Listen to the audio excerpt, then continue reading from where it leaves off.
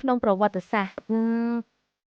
ពិភពលោកតែងតែភ្ញាក់ផ្អើលនឹងសត្វពស់យកដោយសាររូបរាងដ៏ធំសម្បើមនិងការវិវត្តដ៏គួរឲ្យស្ញើសរសើររបស់ពួកវាសត្វដ៏គួរឲ្យកោតខ្លាចទាំងនេះមានចាប់តាំងពី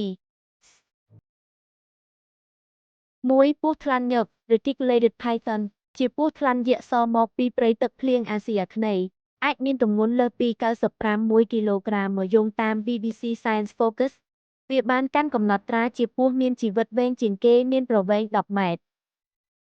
2. ពស់អាណាកុនដាបៃតង The Green Anaconda គឺជាពស់ដែលមានទម្ងន់ធ្ងន់ជាងគេបំផុតនៅលើផែនដីនាពេលបច្ចុប្បន្នពួកវាខ្លះអាចលោតលាស់រហូតដល់មានទម្ងន់ទៅដល់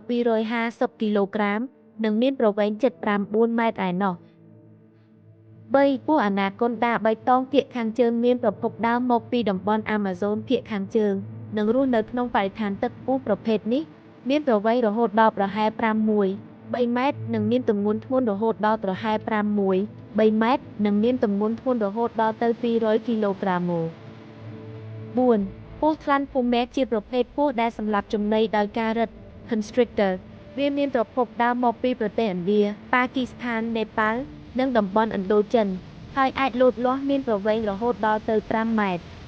5. ពស់ថ្លាន់ថ្មអាហ្វ្រិកវាជាប្រភេទពស់ត្រូវបានរកឃើញនៅទូទាំងតំបន់សាហារ៉ាអាហ្វ្រិកជាទូទៅវាមានប្រវែងចន្លោះពី5ទៅ7ម៉ែត្រនិងមានទម្ងន់ធ្ងន់រហូតដល់ទៅ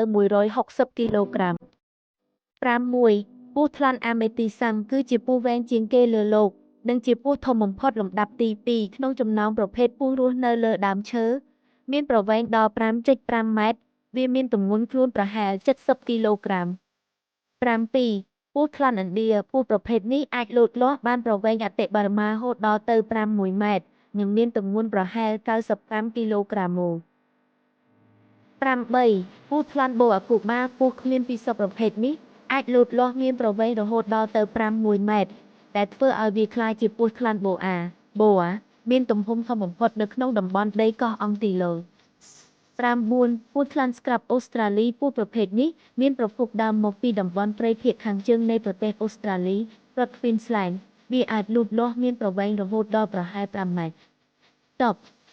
ពស់អាណាកុនដាលឿងជាទូទៅមានប្រវែងចន្លោះពី2ទៅ3ម៉ែត្រប៉ុន្តែជួនកាលអាចលូតលាស់រហូតដល់4ទៅ5ម៉ែត្រពួកវារស់នៅក្នុងបរិស្ថានពាក់កណ្ដាលទឹកពាក់កណ្ដាលគោកនិងឡើងដើមឈើដោយភាគច្រើនមានវត្តមាននៅទូទាំងប្រទេសប្រេស៊ីលបូលីវីប៉ារ៉ាហ្គាយអ៊ុយរ៉ូហ្គាយនិងអាសង់ទីន